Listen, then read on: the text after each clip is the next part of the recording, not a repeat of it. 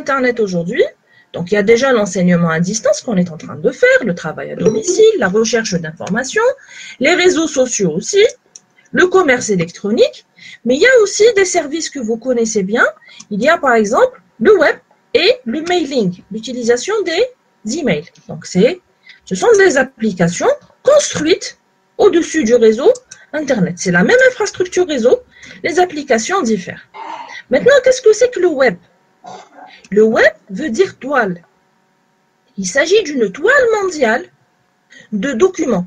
Ces documents-là, pourquoi on parle de toile? Parce que ces documents sont interconnectés entre eux. Donc, chaque document contient des liens vers un ou plusieurs autres documents. Et donc, je peux passer d'un document à l'autre, d'un autre document à l'autre, etc. C'est ce qu'on appelle surfer. En réalité, surfer, c'est quoi? C'est passer d'une page à une page à une page, etc. Donc, l'ensemble de tous ces documents interconnectés à l'échelle mondiale crée ce qu'on appelle le web. D'où cette notion, cette image de toile qui a valu le nom de web. Web veut dire toile.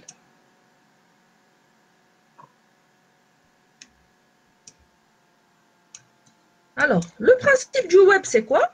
C'est d'utiliser les hyperliens pour naviguer entre les documents. C'est quoi les hyperliens? Ce sont des textes.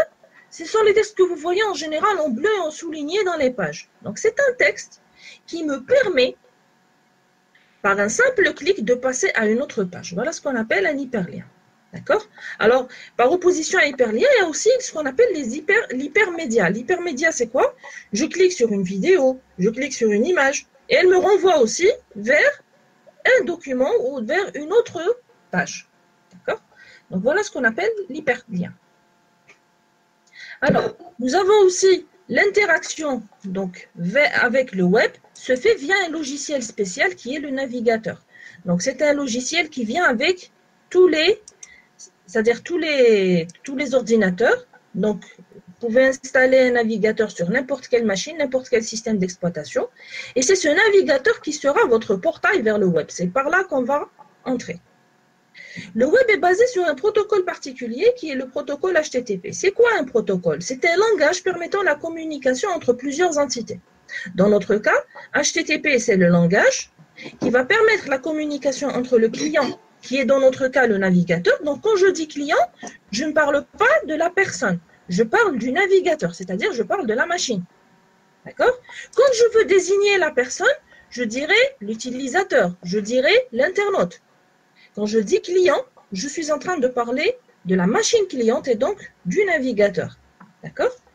Alors, l'utilisateur dispose d'un navigateur. C'est ce qu'on appellera le client.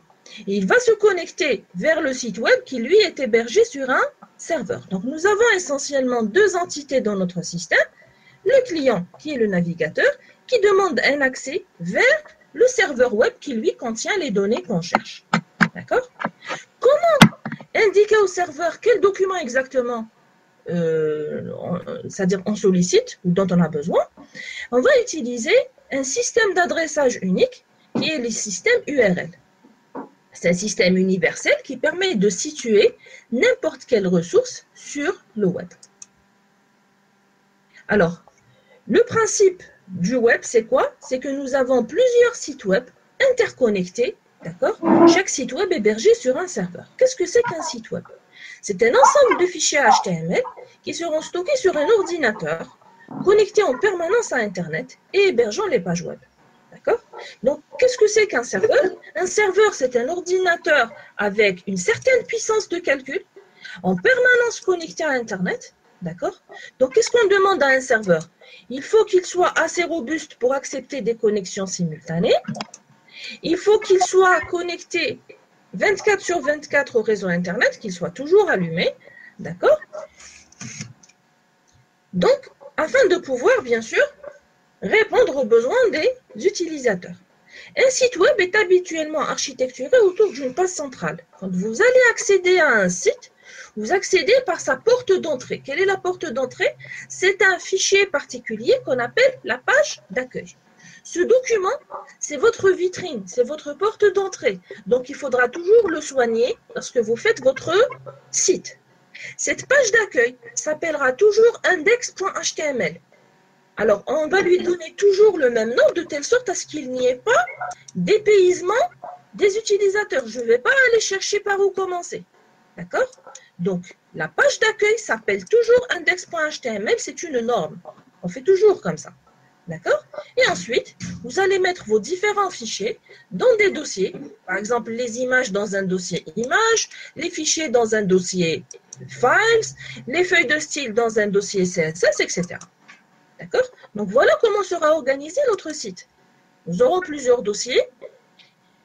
Chaque dossier est réservé à une catégorie, les images, les feuilles de style, les fichiers. D'accord? Et nous avons toujours une page d'accueil qui est l'entrée de notre site qui s'appellera index.html.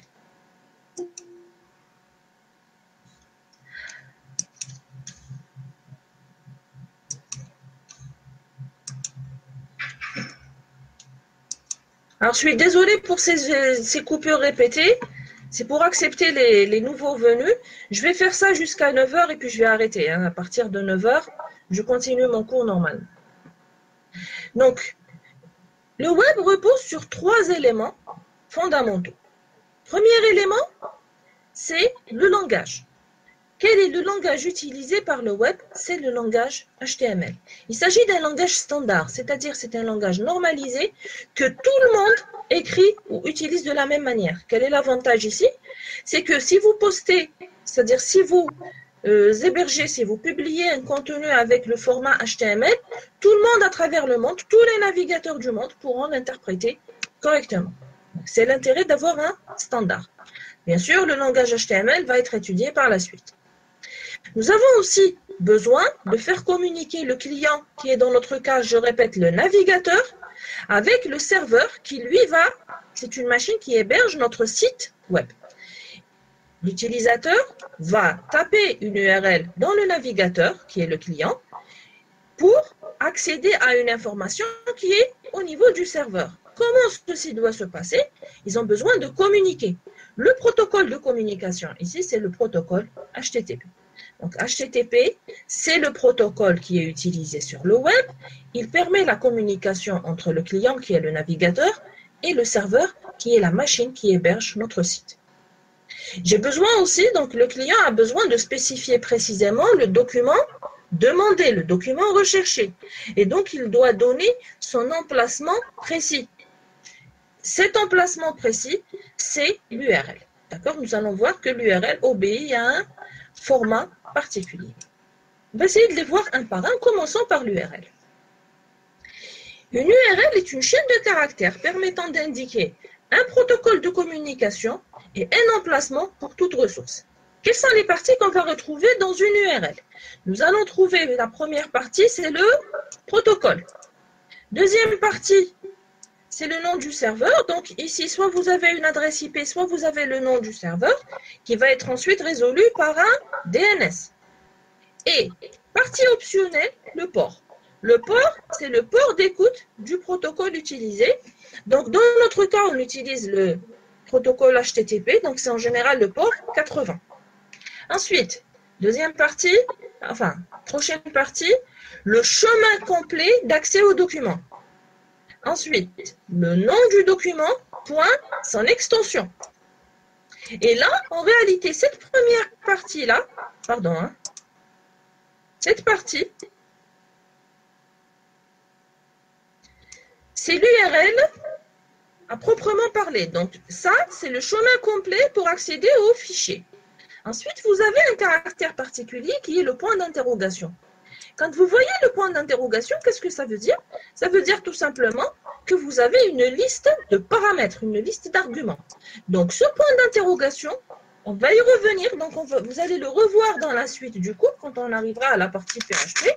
C'est un élément qui va nous permettre de faire passer des paramètres via l'URL. Quand je veux faire transférer des données via l'URL, j'utiliserai ce point d'interrogation suivi d'une liste de paramètres ou d'arguments. D'accord? Nous avons le deuxième élément, c'est le protocole HTTP. Alors, HTTP, c'est le protocole du web. D'accord? Son but est de permettre le transfert de fichiers essentiellement en format HTML, localisés grâce à leur URL. Alors, ce protocole-là se base sur un échange de requêtes. Une requête HTTP est un ensemble de lignes. En réalité, c'est du texte simple qui va être envoyé au serveur de la part du navigateur. Elle comprend quoi? Donc, il y a plusieurs parties. Une ligne de requête qui va spécifier le type du document, la méthode d'envoi et la version. Les champs d'entête, ils vont contenir des informations sur la requête ou le client. Et le corps de la requête, lui, va permettre un envoi des données. Un exemple de son utilisation, c'est l'utilisation de la commande POST lors de l'envoi des données au serveur par un formulaire. D'accord? Alors, nous allons voir qu'il y a plusieurs méthodes d'envoyer des données vers le serveur, d'accord? Et qui vont différer en fonction de leur mode opératoire. Voici quelques commandes HTTP. Donc, nous avons GET, qui est une requête à la ressource située à l'URL spécifiée, POST, qui est l'envoi des données au programme situé à l'URL spécifiée, HEAD, c'est une requête d'entête, donc qui récupère l'entête de la ressource, Delete, c'est pour la suppression d'une ressource. Dans la suite du cours, il y a deux commandes qui nous seront très utiles. C'est GET et POST. Quand est-ce qu'on va utiliser GET? GET, on va l'utiliser pour envoyer une requête vers le serveur avec ou sans envoi de paramètres. GET permet l'envoi des paramètres vers le serveur via quoi? Via l'URL. Rappelez-vous, quand on a vu la partie URL, regardez, dans l'URL, il y a une partie à la fin qui est une partie argument. Si vous travaillez avec la méthode GET, vous pouvez envoyer vos données ici. C'est-à-dire, si je veux envoyer des informations, qu'est-ce que je fais? Je mets un point d'interrogation à la fin de l'URL et j'ajoute une liste de paramètres. Voilà le principe du GET. Deuxième méthode d'envoi des données, l'utilisation de POST. Alors, POST envoie aussi des données vers le serveur, mais cette fois-ci, il ne les envoie pas dans l'URL. Il les envoie où? Il les envoie dans une partie particulière qui est le corps de la requête HTTP. D'accord? Donc, entre le GET et le POST, qu'est-ce qui va changer? La manière d'envoyer les données. Entre les deux, laquelle est le plus sécurisée? C'est la méthode POST. La méthode GET envoie les données dans l'URL, donc elles sont visibles pour tout le monde.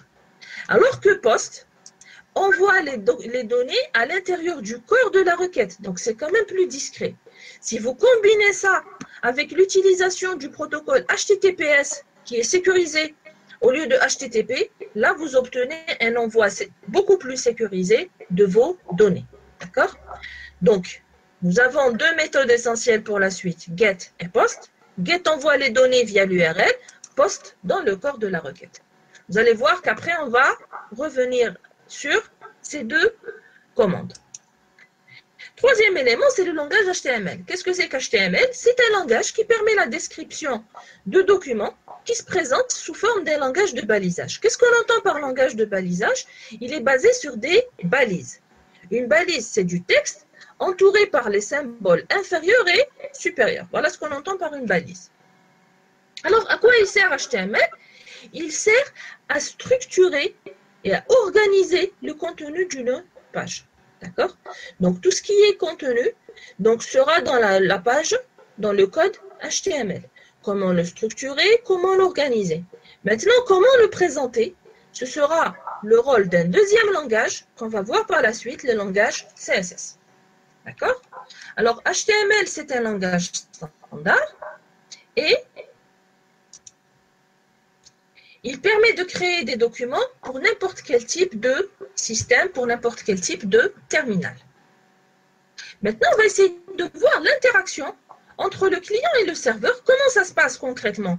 Quand je veux accéder à une page web, qu'est-ce qui se passe derrière? Alors, quand je veux accéder à une page, je vais ouvrir mon navigateur et saisir une URL. D'accord? Donc, lorsque moi, donc l'utilisateur, je soumets une URL à mon navigateur, que va faire le navigateur? Il va d'abord analyser l'URL demandée. Ensuite, demander au DNS l'adresse IP du site distant.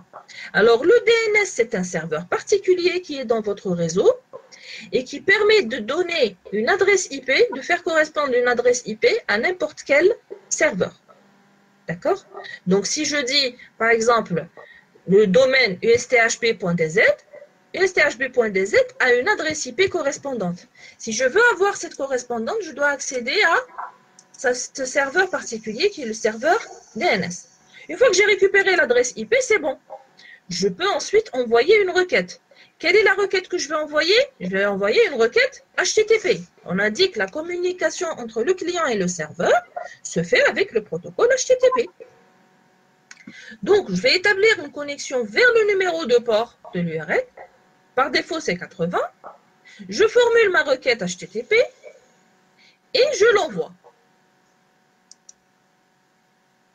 Côté serveur, alors le serveur est en écoute permanente des requêtes par les clients sur un port réseau. Dans notre cas, il attend les requêtes sur le port 80, HTTP. Il va recevoir notre requête. Donc, il reçoit et il analyse les requêtes des clients. Qu'est-ce qu'il va vérifier? Par exemple, est-ce que l'adresse est correcte? C'est-à-dire, est-ce que la ressource demandée est vraiment sur le serveur? Il n'y a pas d'erreur. Et puis, est-ce que le client est autorisé? C'est-à-dire, est-ce que cette information est publique ou est-ce qu'elle nécessite une authentification?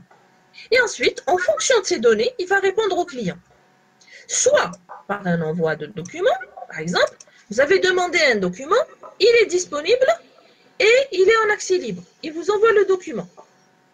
D'accord? Il peut aussi vous envoyer un message d'erreur du genre. La page que vous demandez n'existe pas sur le site. C'est le code 404 que vous avez peut-être déjà vu. Si le client n'est pas autorisé, il va vous afficher une page d'authentification. Il va vous dire authentification requise. D'accord? Qu'est-ce qu'il peut faire aussi? Il peut exécuter un code à la demande et envoyer le résultat vers le client. Et on va y revenir par la suite. D'accord? Donc, il peut exécuter un code localement qui va générer une réponse HTML. Dans quel cas? Dans le cas des pages dynamiques. Juste après, on va voir ce que c'est qu'une page dynamique. Maintenant, imaginons qu'il a envoyé un document. Qu'est-ce qui va se passer? Il l'envoie vers le navigateur. Le navigateur, une fois le document obtenu, se charge de son rendu, c'est-à-dire de son affichage sur la machine du client. D'accord? Donc, c'est le parcours complet à partir de la saisie de l'URL au niveau du navigateur jusqu'à son affichage complet sur la machine. D'accord? Il faut savoir que le navigateur fonctionne de manière séquentielle, c'est-à-dire il va interpréter le code ligne par ligne. Donc, si vous mettez par exemple du code à exécuter, ça va naturellement alourdir votre page.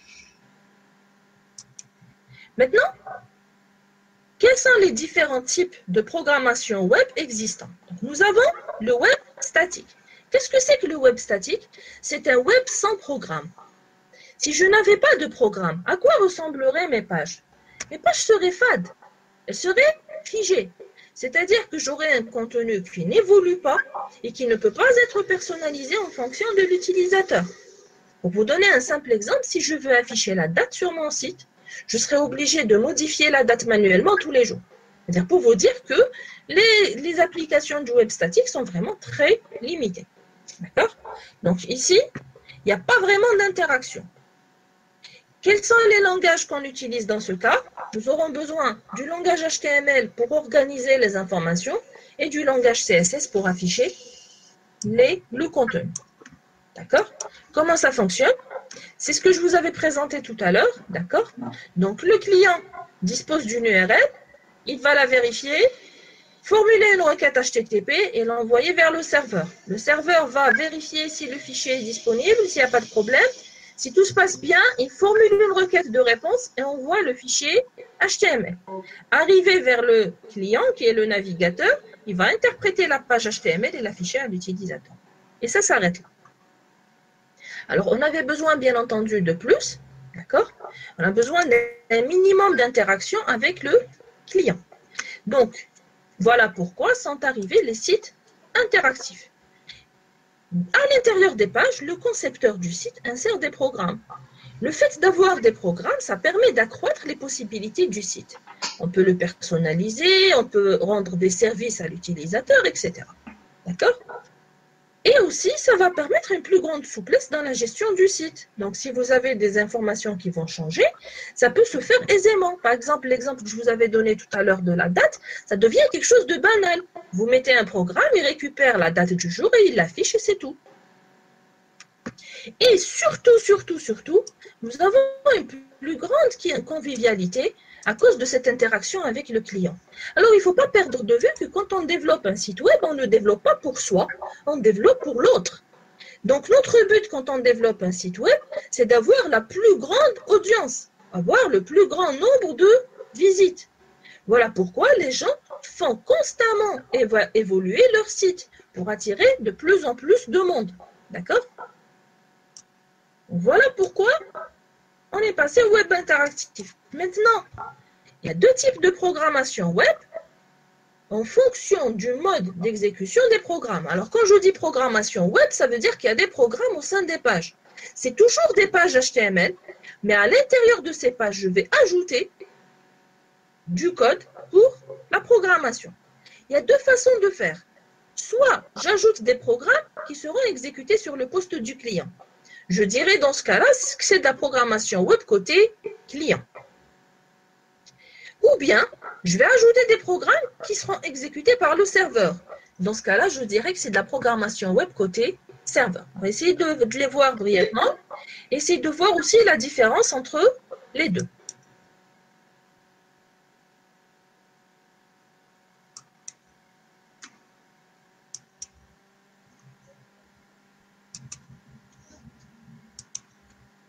Commençons par la programmation web côté client. Dans ce cas, les exécutions associées ont lieu sur le poste du client. Donc, le serveur envoie la page au client, y compris le code. Et donc, c'est le navigateur qui doit interpréter le code. D'accord? Donc, ici, le serveur va envoyer le code HTML plus les programmes. Le navigateur va interpréter le code HTML et interpréter aussi le code de script qui lui a été envoyé. Quels sont les langages utilisés? Même s'il y en a plusieurs, il y en a un qui domine les autres, c'est JavaScript. Il est basé sur un standard, sur une norme qui est la norme ECMAScript. Et donc, il est interprété par tous les navigateurs. D'accord? C'est le langage qu'on va étudier brièvement par la suite. Comment fonctionne dans ce cas un site avec JavaScript? Alors d'abord, je prends mon fichier HTML et je insère à l'intérieur des portions de code JavaScript. Je peux aussi relier mon fichier HTML avec un fichier JavaScript externe. Le client, alors une remarque ici, si j'ai un code HTML que je lui ajoute du code JavaScript, l'extension d'un fichier HTML c'est .html. Si j'ajoute du code JavaScript, ça reste toujours .html. Donc quand je dis j'ai un fichier HTML, ça peut être un fichier seul, ça peut être un fichier avec du code JavaScript. C'est pareil. D'accord? Et je l'héberge sur le serveur. Maintenant, il y a un client qui arrive. Il veut accéder à ce fichier. Comment ça se passe? La requête est formulée, requête HTTP, elle est envoyée vers le serveur. Le serveur va trouver le fichier à son niveau. Qu'est-ce qu'il fait? Il prend le fichier tel quel et il l'envoie au client. Que reçoit le client? Un fichier qui contient du code HTML plus du code JavaScript. Il va interpréter le code HTML et l'afficher. Il va interpréter le code JavaScript et le charger en mémoire. Pourquoi il le charge en mémoire au lieu de l'exécuter? Parce que JavaScript est un langage événementiel. Un exemple d'exécution, c'est de se dire, lorsque l'utilisateur clique sur ce bouton, affichez-lui un message. Donc, je ne vais pas l'exécuter directement. Je vais attendre que l'utilisateur clique sur le bouton. Donc, qu'est-ce que je fais? Je le charge quelque part en mémoire et j'attends. J'attends quoi? J'attends un événement de la part de l'utilisateur. Donc, voilà la différence ici entre un site statique et un site interactif côté client. Donc, ici, c'est le navigateur qui se charge de l'exécution. Maintenant, cette méthode est assez simple. D'accord? Je prends du code, je le mets dans la page HTML et le tour est joué. Maintenant, elle a certains inconvénients. Première chose, je surcharge mon navigateur. En plus du code HTML, il va devoir exécuter du code JavaScript. D'accord? Donc, les pages, si je les surcharge trop, risquent d'être un peu lentes à s'afficher. Autre point négatif, c'est l'aspect sécurité. J'envoie les données vers le client tel quel, c'est-à-dire n'importe qui peut afficher le code source et voir mon code JavaScript, vu que je l'envoie vers le client. Et donc, si j'ai par exemple des informations critiques, genre par exemple des informations d'accès à une base de données, ces informations-là vont devenir publiques. Et donc, d'où un problème de sécurité. Donc, en utilisant JavaScript de cette manière, JavaScript côté client, je n'aurai pas la possibilité de travailler avec les bases de données, par exemple. Un autre point négatif, c'est que les scripts JavaScript peuvent être bloqués au niveau du client. D'accord? Il a le droit de désactiver le JavaScript sur sa machine. Vu que c'est au niveau du client, donc il peut faire ce qu'il veut. Maintenant, la question, c'est pourquoi il va le désactiver. En réalité, il y a beaucoup d'antivirus qui désactivent systématiquement JavaScript ou qui affichent des alertes pour des raisons de sécurité. JavaScript a mauvaise réputation, vu qu'à un certain moment, il a été utilisé par les virus informatiques, etc. Et donc, il a une certaine mauvaise réputation. Certains navigateurs pourraient peut-être le bloquer. D'accord? Donc, si le contenu est bloqué, ben, votre code ne va pas s'exécuter, tout simplement.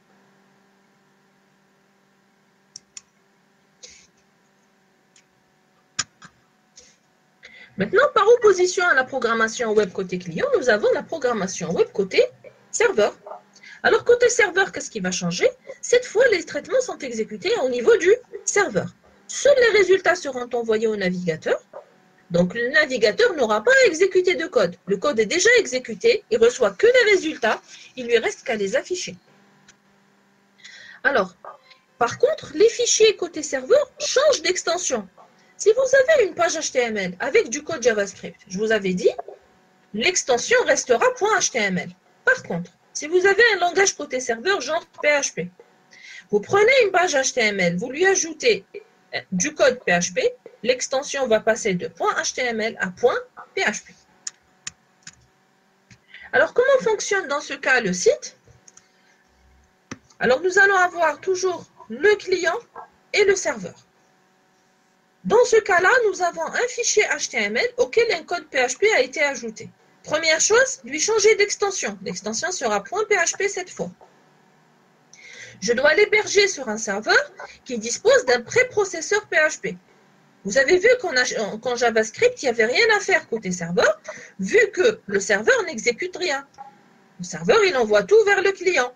Alors qu'ici, nous avons besoin d'un préprocesseur PHP qui va exécuter, qui va interpréter ce code. Maintenant, le client va venir. Il va soumettre une requête HTTP. Le serveur va aller chercher le fichier. Il va trouver que l'extension, c'est .php. En voyant cette extension, il sait qu'il a un travail à faire. Donc, qu'est-ce qu'il va faire? Il va prendre la portion de code PHP et l'interpréter. L'interprétation de ce code va générer un résultat. Il va incorporer ce résultat à la page. Donc, la page qui va être envoyée, c'est une page qui contient le code HTML initial, plus le résultat de l'exécution du code PHP. Cette nouvelle page générée va être envoyée vers le client. Le client, il reçoit quoi? Une page HTML simple. Il n'a pas accès au code source. Quels sont les avantages de cette approche? Alors déjà, il n'y a pas de traitement côté client, donc il n'aura que l'affichage. Ça va s'afficher plus rapidement. Deuxième aspect, plus de problèmes de sécurité. Si vous avez une interaction avec les bases de données, etc., le code a été exécuté côté serveur. Et le serveur est toujours plus sécurisé qu'un client. Même si le risque zéro en sécurité n'existe pas, un serveur reste toujours plus sécurisé que la machine utilisateur, ça c'est certain. Et donc, pas de problème de sécurité a priori dans ce cas. D'accord? Autre avantage, le client ne peut pas bloquer le code PHP vu que le code PHP n'est pas exécuté à son niveau. Et donc ici, vous êtes certain que les résultats vont parvenir à l'utilisateur dans toutes les situations. D'accord?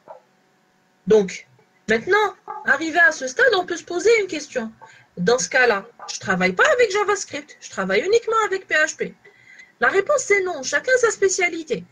Alors, le problème avec PHP, c'est la lenteur. Parce que si j'ai, par exemple, ici un formulaire à traiter, Pour traiter les erreurs de saisie, par exemple, il vaut mieux les traiter directement au niveau du client.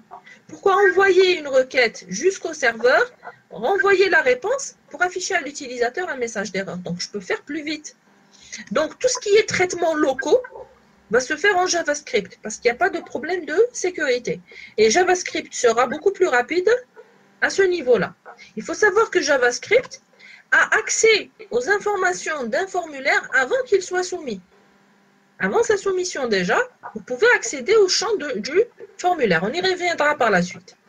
Et pour tous les traitements lourds, ils seront au niveau du serveur. Donc ici, il y aura des traitements assez légers et qui ne nécessitent pas des contraintes de sécurité strictes. Et pour tout le reste, ce sera en PHP. Donc en réalité, les deux vont se compléter. Alors, dans le cas de PHP, on parle de page dynamique. C'est quoi une page dynamique? C'est une page qui est automatiquement générée selon certains paramètres définis par l'utilisateur. D'accord? Elle est souvent reliée à une base de données. Par exemple, je peux avoir une page qui va être personnalisée, qui va être générée pour répondre à une requête de l'utilisateur. Je vous donne un exemple. Si vous avez par exemple accès à votre compte CCP, donc, qu'est-ce qui va se passer? Il n'y a pas de page qui sont chargées directement au niveau du serveur et qu'on va vous afficher. On va vous générer une page qui contient vos informations personnelles plus votre solde actuel. D'où viennent ces informations?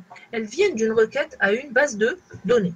Donc, cette page-là qui a été générée rien que pour vous, c'est une page dynamique. Comment ça fonctionne? Nous allons ajouter un nouvel élément à l'ensemble.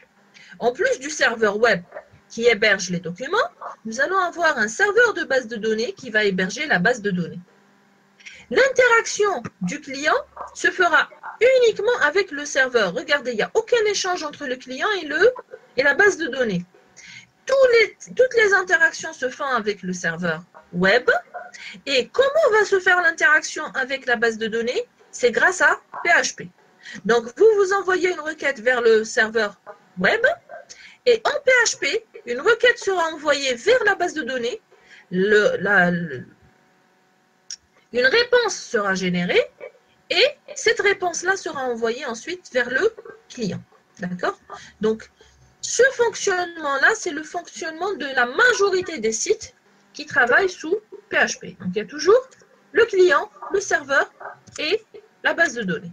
D'accord? Donc ça, c'était pour la partie introductive. Est-ce qu'il y a des questions jusque-là? Ça va?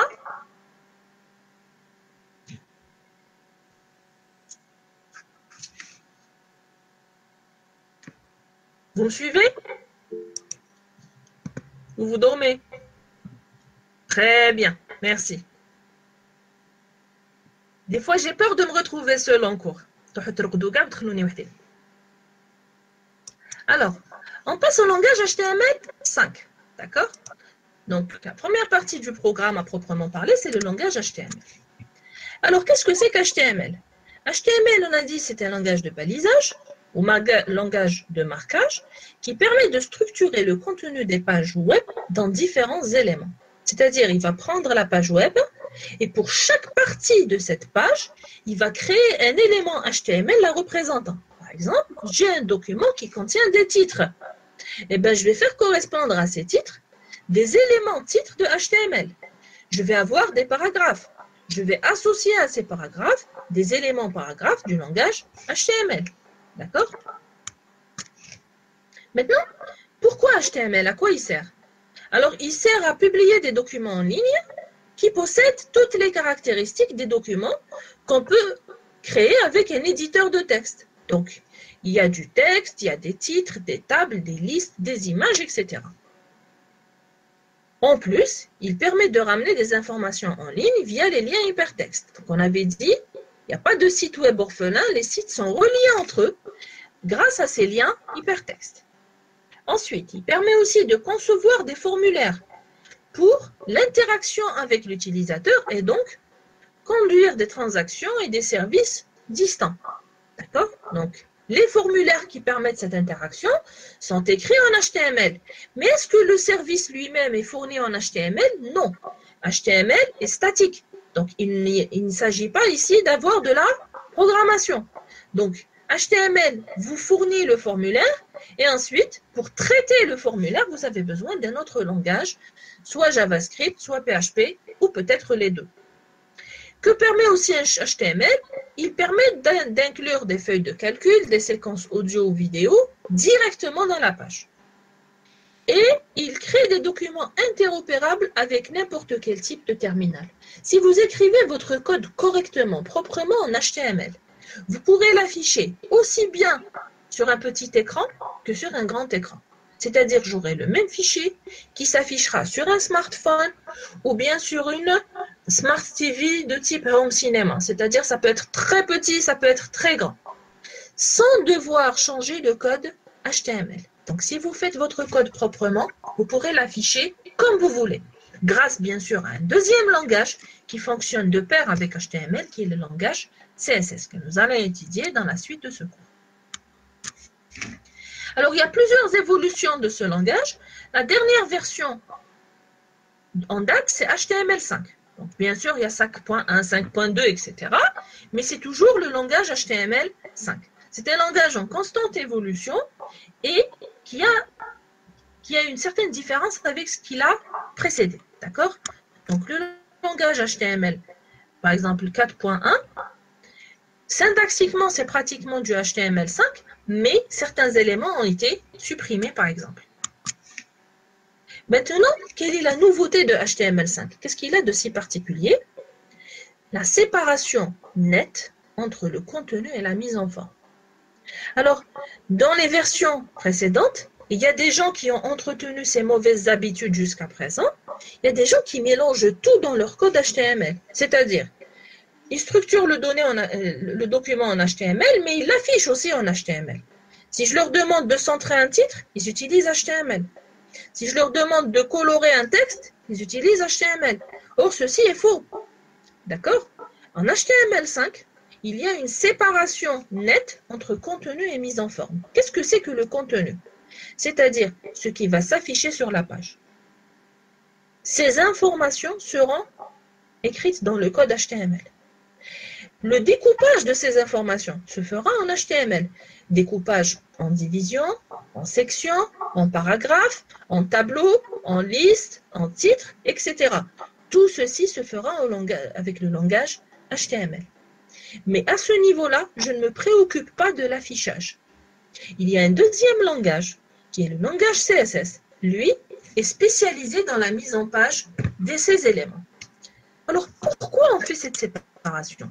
Pourquoi ne pas tout mélanger dans HTML? Parce que vous allez voir, il y a des éléments en HTML qui permettent de faire de la mise en forme. Et pourtant, on ne va pas les utiliser. Pourquoi? Le plus grand avantage que vous allez avoir ici, c'est la possibilité d'adapter votre code à différents types de terminaux.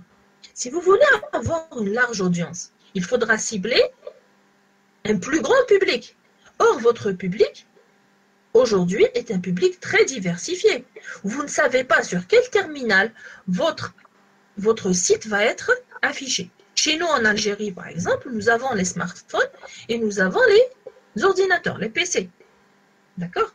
Donc, si vous voulez que votre code s'affiche de la même manière, enfin, pas de la même manière, mais avec la même clarté sur les deux, il faudrait séparer la structure de la mise en forme.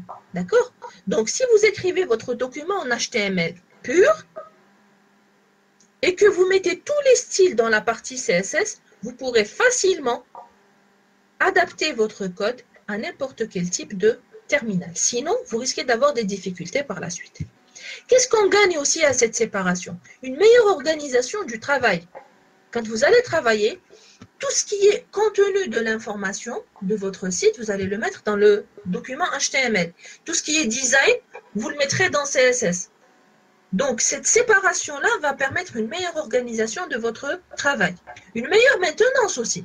Si vous avez une mise à jour qui va arriver du contenu, je vais droit vers le fichier HTML. Ce sera facile à gérer. Si je sais que c'est une nouvelle maquette, un nouveau design que je veux pour mon site, je vais aller travailler directement sur la partie CSS. D'accord? Autre chose, vous allez réduire drastiquement la taille de vos pages. Alors, l'un des éléments clés pour réussir sur le web, c'est d'avoir des pages légères à charger. Les gens maintenant n'ont pas la patience d'attendre que votre page soit chargée. Donc, si elle tarde, ils passent à l'autre résultat. Une autre page. Ils ne se cassent pas la tête pour attendre. Et donc, si vous travaillez en HTML, vous allez devoir répéter certaines commandes. Je vous donne un simple exemple. Si vous travaillez en HTML et que vous voulez centrer vos titres, vous allez devoir écrire centrer, centrer, centrer, centrer pour tous les titres de votre page. Si vous faites le même travail en CSS, vous écrivez la commande une fois. Parce qu'il y a une commande en CSS qui dit, pour tous les titres de la page, faire centrer. Donc, vous allez réduire la taille de votre code. Et si vous réduisez la taille de votre code, son temps de chargement sera réduit aussi. Donc, dans la suite, dans vos TP, faites toujours une séparation. Ne mettez jamais, jamais d'informations de style dans le code HTML. N'essayez pas de centrer les titres en HTML. N'essayez pas, par exemple, de faire de la mise en forme des couleurs, etc. en HTML. Faites tout ceci en CSS. Maintenant, l'environnement de travail qu'on va utiliser par la suite dans ce module. Tout ce dont vous aurez besoin, c'est un éditeur de texte simple avec coloration syntaxique, c'est-à-dire sans aucune aide à l'édition. Il y a des éditeurs, donc plus ou moins sophistiqués, qui donnent une certaine forme d'assistance, une certaine forme d'aide à l'utilisateur. Alors, il sera interdit dans ce module pour la simple raison que vous êtes là pour apprendre. Donc, quand vous développez un projet de grande envergure, donc vous avez le droit d'utiliser ce que vous voulez. Mais là, pour le moment, pour ce module, vous êtes là pour apprendre. D'accord? Et donc, pour mieux apprendre, il vaut mieux travailler directement, manuellement. Donc, sans aide. C'est l'exemple que j'ai l'habitude de donner à mes étudiants, c'est l'exemple de la calculatrice. Si vous donnez une calculatrice à un enfant, ne comptez pas sur lui pour développer des compétences de calcul. Par contre, quelques années plus tard, si vous lui donnez une calculatrice, ça ne pose aucun problème. Ça y est, il a appris à calculer. Donc, pour vous aussi, commencez avec un simple éditeur de texte. Quand vous serez plus grand, quand vous aurez des projets de grande envergure qui demandent des mois de travail, là, je comprends si vous utilisez des éditeurs spécialisés. On va passer au lexique de HTML. Donc, HTML représente les différentes parties du document sous forme de ce qu'on appelle des éléments. Qu'est-ce que c'est qu'un élément? Ce sont des indicatifs définissant des objets dans une page, comprenant la structure et le contenu. Par exemple, si je dis que j'ai un paragraphe, en HTML, ça correspondra à l'élément paragraphe. Si j'ai un titre, ça correspond à l'élément titre. Comment sont structurés les éléments? Ils sont structurés à l'aide de ce qu'on appelle des balises. D'accord? Donc, c'est quoi une balise? Donc, un élément est compris entre une balise d'ouverture et une balise de fermeture. D'accord? Les balises, c'est ces symboles-là. Donc, c'est un crochet, pardon.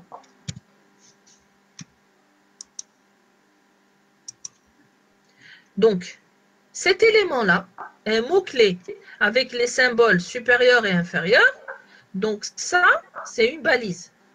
Il y a deux types, alors il y a trois types de balises.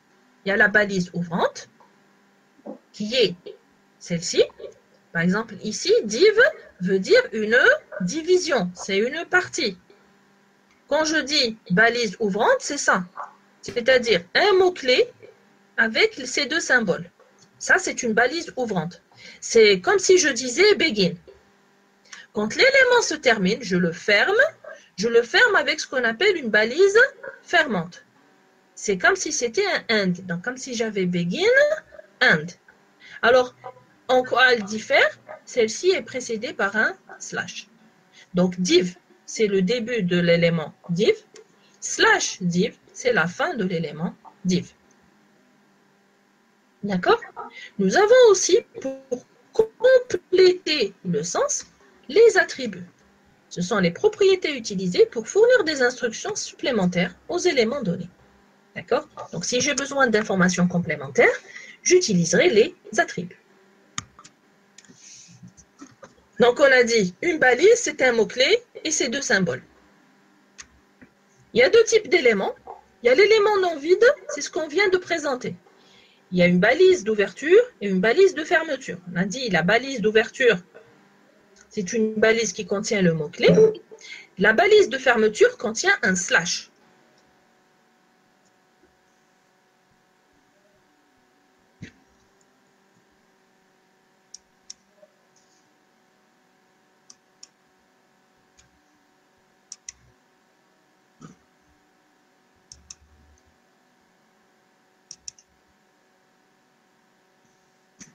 Ensuite, nous avons ce qu'on appelle, pardon, je reviens. Pour les éléments non vides, on avait parlé d'attributs. Un attribut permet de compléter le contenu.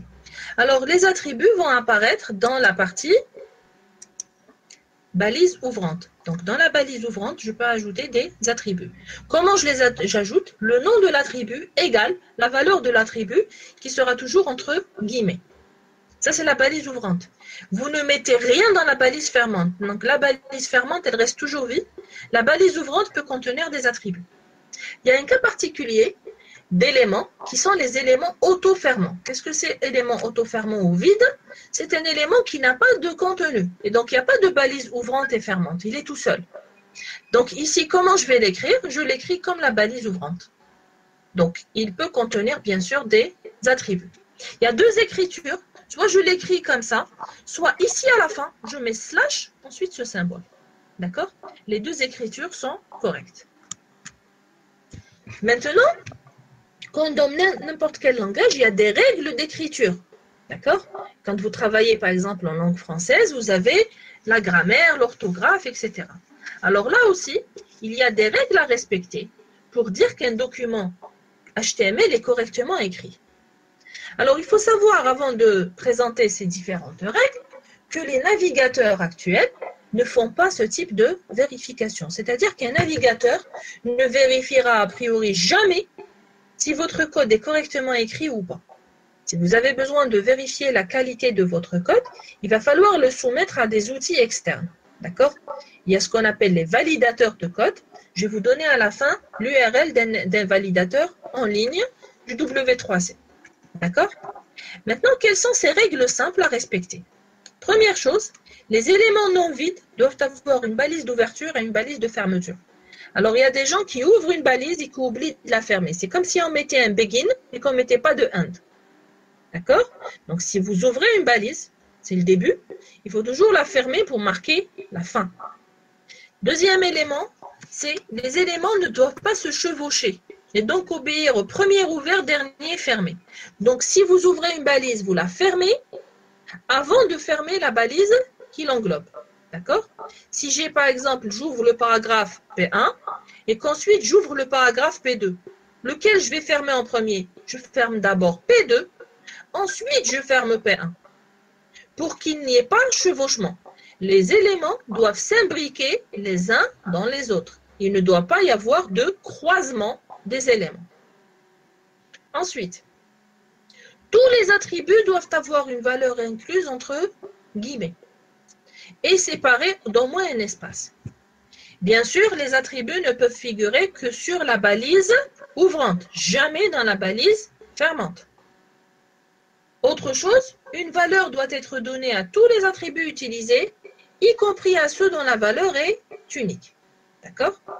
Un document qui respecte toutes ces conditions est dit un document bien formé.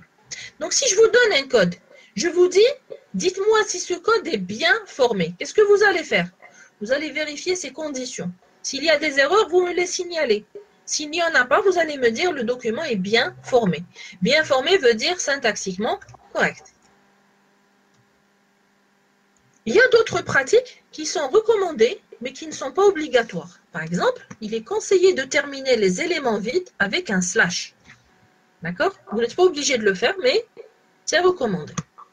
Les éléments et les attributs sont insensibles à la casse. Donc, normalement, a priori, vous pouvez écrire votre code comme vous voulez. Il est toutefois recommandé de tout écrire en minuscules. C'est beaucoup mieux et c'est plus facile pour vous. D'accord? Prenez l'habitude d'écrire toutes vos balises en minuscules. Moi, en cours, il m'arrive d'écrire en majuscule pour que ce soit lisible sur les slides. D'accord? Mais vous, quand vous faites votre code source, mettez tout en minuscule. Ensuite, un document bien formé est dit conforme. s'ils respectent les règles d'inclusion des éléments les uns dans les autres, telles qu'elles sont définies dans la spécification HTML5. J'ai un document bien formé, c'est-à-dire qu'il est bien écrit, il respecte les règles qu'on a présentées. Quand est-ce que je dirais que ce document est conforme? Je dirais qu'il est conforme s'il respecte les règles d'inclusion des éléments les uns dans les autres que nous allons voir dans la suite de ce cours. Chaque fois que je vous présente un élément, je vous dis quels sont les éléments qui peuvent être inclus dans cet élément-là. D'accord? Il y a un ordre d'écriture du document HTML, un ordre d'imbrication des éléments qu'il faut respecter. S'il respecte cet ordre d'imbrication, je dirais qu'il est conforme. D'accord? Alors, maintenant, si vous voulez faire valider votre code, je vous ai dit, le navigateur ne vous signalera aucun message d'erreur. Et c'est bien là le problème des navigateurs. D'habitude, dans les langages de programmation, on peut s'appuyer sur le compilateur. S'il y a des erreurs, il va les signaler. Dans notre cas, rien ne sera signalé. Si vous voulez vérifier votre code, vous allez sur un éditeur, sur un outil de validation. Donc, en ligne, vous avez ça. C'est un lien de validation. Vous allez sur ce site, d'accord? C'est le site du W3C, c'est-à-dire c'est l'organisation qui permet de gérer les standards du web. C'est eux qui ont développé le langage HTML. Et là, ils vous diront est-ce qu'il y a des erreurs ou pas. D'accord? Maintenant, on va voir la structure minimale d'un document HTML5. D'accord? Donc, un document HTML5 ressemble à ceci, au minimum. Alors, qu'est-ce qu'on voit sur la première ligne? La première ligne, doctype HTML. Le doctype, c'est une définition du type de document. Cette écriture veut dire simplement ce document est écrit dans le langage HTML5. En fonction de la version du langage HTML, cette première ligne va varier. D'accord? Donc, dans notre cas, ça correspond à HTML5. Ensuite, vous avez la balise HTML. Donc, elle commence ici, elle se termine là. Donc, nous avons une balise particulière qui est la balise HTML qui englobe tout le document. Elle représente votre document en entier. Ce document est décomposé en deux parties. Une partie head, elle commence ici, elle se termine là. Ça, c'est la balise ouvrante. Ça, c'est la balise fermante. Et une deuxième partie body, elle commence là et elle se termine là. D'accord? La partie head, c'est une partie qui représente une sorte de fiche technique du document. C'est un petit peu sa carte d'identité. Donc, ce ne sont pas des informations destinées à l'affichage, ce sont des informations permettant de décrire que contient ce document, quel est le format d'encodage utilisé, etc. La deuxième partie body contient tout le contenu affichable de la page. Donc, tout ce que vous voudrez afficher à l'utilisateur sera dans la partie body. Si vous voulez décrire le contenu de votre page afin de faciliter l'accès à votre page, faciliter son référencement, faciliter sa recherche, vous les mettrez dans la fiche technique, c'est-à-dire dans la partie head. Quel est le minimum à mettre dans la partie head? C'est vraiment le minimum, on verra qu'il y a autre chose. Il y a title. Title représente le titre du document. Pas le titre qui s'affiche au milieu de la page, mais un petit titre qui va s'afficher sur la barre de navigation et qui va s'afficher dans les résultats de recherche quand vous faites une recherche sur Google. Deuxième élément important, c'est l'utilisation de la balise meta. Alors meta, c'est une balise qui va, ici, meta char7 égale à UTF-8, définit le format d'encodage utilisé. Nous allons utiliser UTF-8 parce qu'il va nous éviter les problèmes avec les caractères accentués. Alors, quand vous allez faire par exemple les TP, la structure minimale d'un document HTML, c'est ça. Donc, ce que je vous conseille, vous écrivez un fichier comme ça, vous le stockez chez vous, vous le prenez sur flash disk pour vos TP, et directement, vous allez remplir le corps du document. Ce qui va changer d'un document à l'autre, c'est surtout la partie body. Vous n'êtes pas obligé de tout réécrire à chaque fois. Ça, c'est un document que vous pouvez garder chez vous et remplir au fur et à mesure. D'accord?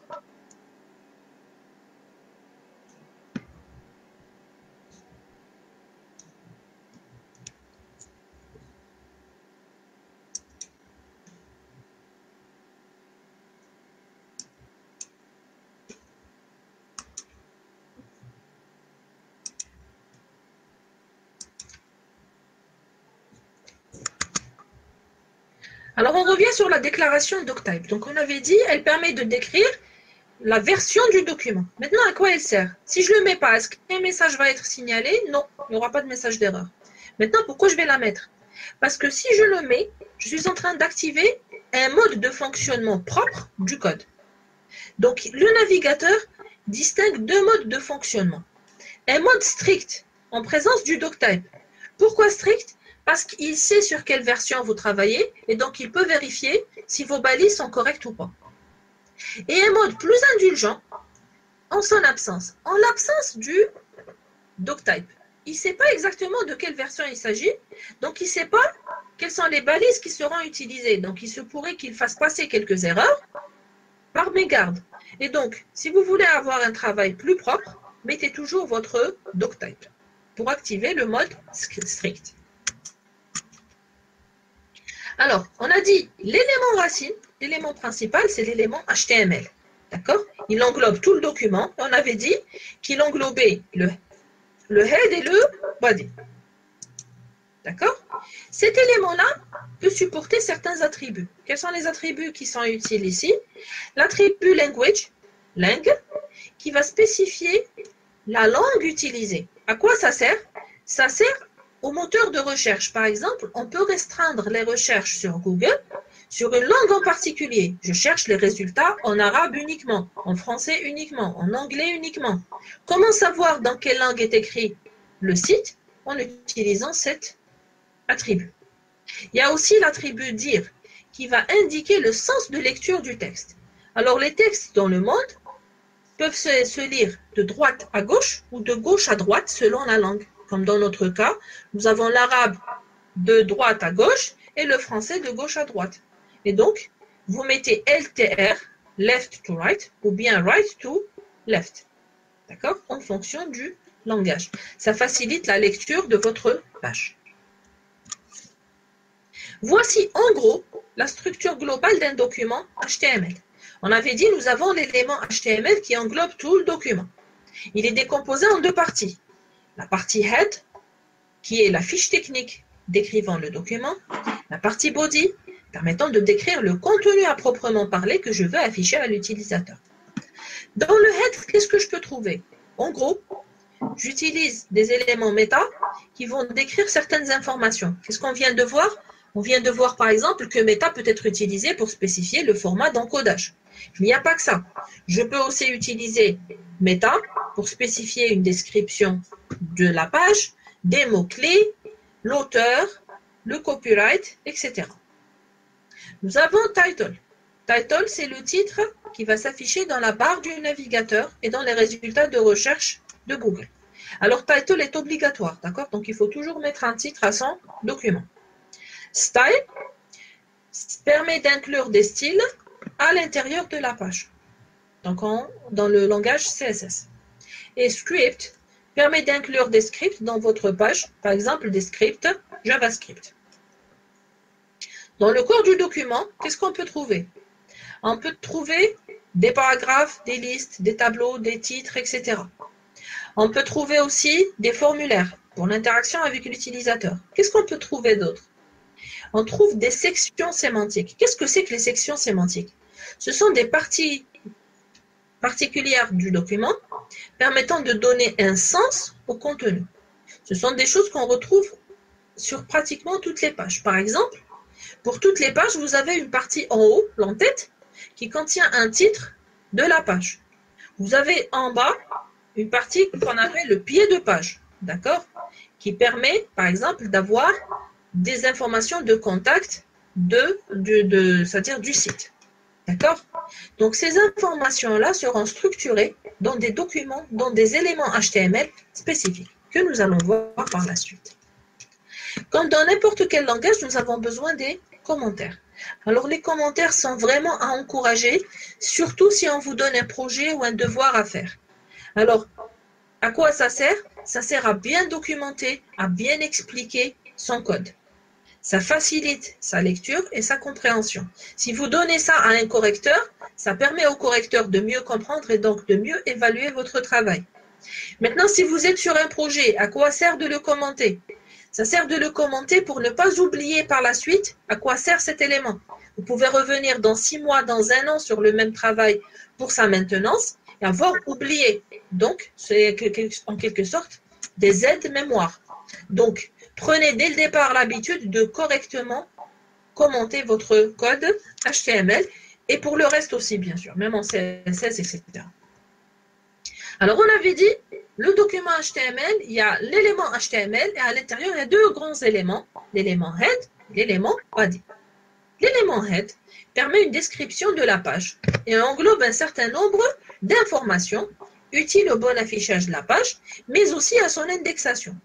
Donc, les informations qu'on appelle métadonnées sont des informations décrivant le contenu de la page.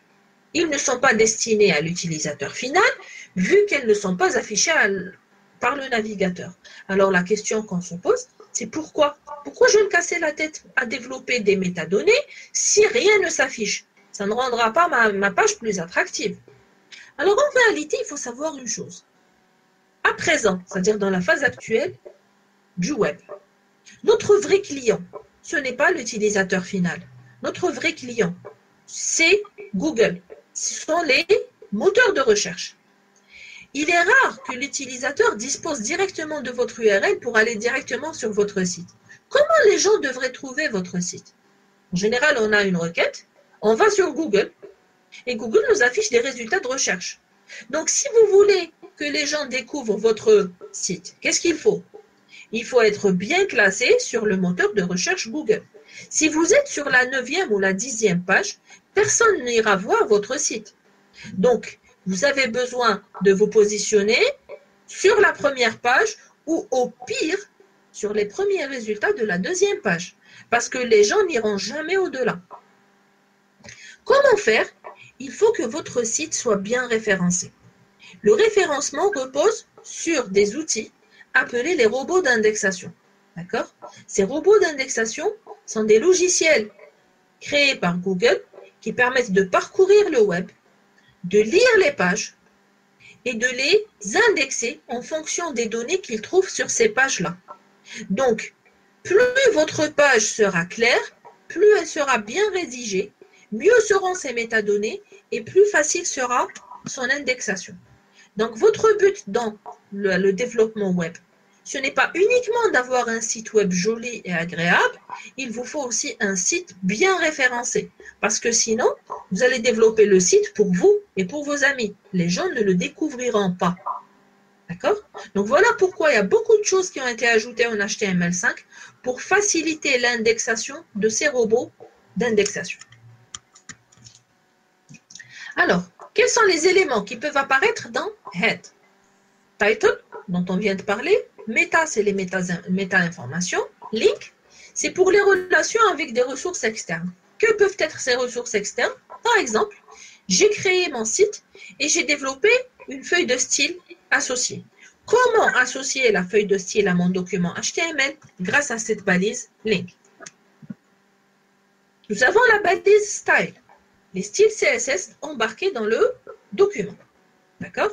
Nous avons la balise script, qui est les scripts embarqués dans le document. Base, c'est une base d'adressage par défaut. Nous avons aussi donc le link, donc on en a parlé. Quelles sont les méta-informations que je peux inclure? Alors, les méta-informations, ça s'écrit sous cette forme-là. Name égale content égale. D'accord? Donc, ici, par exemple, qu'est-ce que je peux avoir comme name? Name, je peux avoir author, pour donner l'auteur.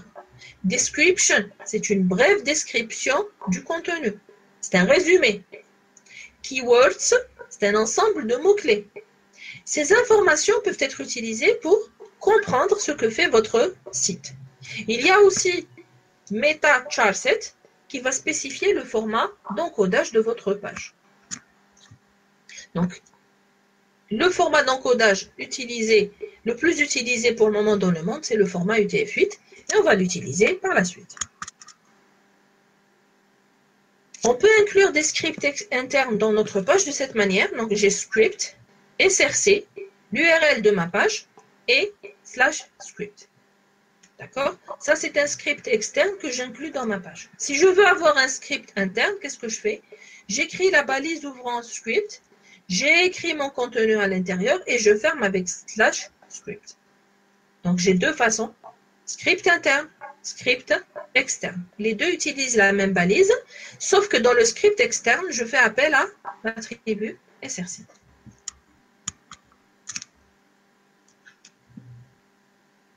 Alors, je peux mettre aussi des styles dans la balise style, d'accord?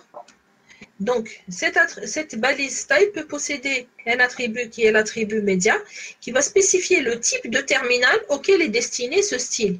Par exemple, je peux avoir un style destiné aux écrans de smartphone, je peux avoir un style associé par exemple à une version imprimable ou à une version sur PC. Donc la différence va se faire avec l'attribut média. On va revenir sur cet attribut plus en détail quand on va étudier les feuilles de style, donc dans la partie CSS. Alors, j'insiste sur l'élément title. Donc, il faut bien choisir le titre que vous allez mettre dans l'entête de votre page, dans la partie head. Pourquoi? Parce que c'est ce qui apparaîtra comme titre principal du site dans le moteur de recherche. Donc, c'est destiné à l'utilisateur. Ça permet de l'accrocher pour l'encourager à cliquer sur le lien et accéder à votre site. Donc, ça, c'était la première partie. Donc, deuxième partie, c'est le code du document de body. Qu'est-ce qu'il va contenir?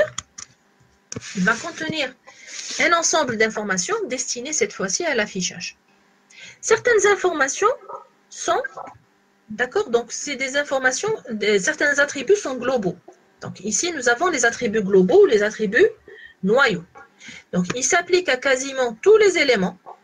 Ce sont les attributs ID qui permettent de donner un identifiant à un élément. Un identifiant, pour que ça fonctionne bien, il faut qu'il soit unique. Ça ne se répète pas dans une page. Deuxième attribut, c'est l'attribut classe qui permet de définir un groupe d'objets qui vont partager entre eux une caractéristique particulière. Par exemple, ils vont partager le même style. La classe peut être utilisée par plusieurs éléments. Ça ne pose pas de problème. L'attribut style permet de définir un style localement pour un élément donné. C'est un attribut qu'on n'utilisera pas très souvent. On préférera utiliser plutôt les feuilles de style. Nous avons aussi l'attribut title qui spécifie des informations supplémentaires sur un élément. À l'affichage, ça va s'afficher sous forme d'infobulle lorsque la souris survole l'élément. Par exemple, vous avez un terme, vous allez mettre la définition de ce terme dans l'attribut title. Quand l'utilisateur survole l'élément, eh ben, ça va afficher une bulle dans laquelle on vous affiche cette information. On peut aussi mettre l'attribut language pour un élément. Par exemple, j'ai tout le site qui est en français. Je mets dans la balise HTML language égale à FR. Maintenant, j'ai un paragraphe qui est rédigé en anglais. Qu'est-ce que je vais faire? Dans le paragraphe, je mets paragraphe language égale EN, c'est-à-dire anglais. Et donc, dans ce cas-là, je peux avoir des parties du document qui ont une langue différente. Alors, les attributs de base aussi, nous avons les attributs de gestion d'événements qu'on va exploiter avec la partie JavaScript, par exemple. Donc, nous avons, il commence en général avec un on, plus le nom d'un événement. Donc, ici, par exemple, on click, c'est la réponse à l'événement click sur le contenu de l'élément. Alors, je crois que je vais m'arrêter là pour aujourd'hui. Est-ce qu'il y a des questions?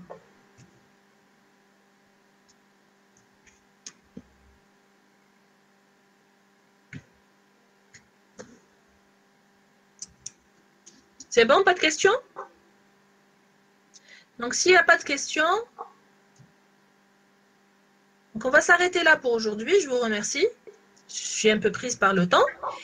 Et puis, on se retrouve samedi, Inch'Allah, d'accord? Donc, je vais vous envoyer le lien. Donc, pour faire un deuxième cours, c'est indispensable si on veut commencer correctement nos TP. D'accord? Donc, voilà. Bon courage. Et au revoir. À la prochaine, Inch'Allah. À samedi, Inch'Allah.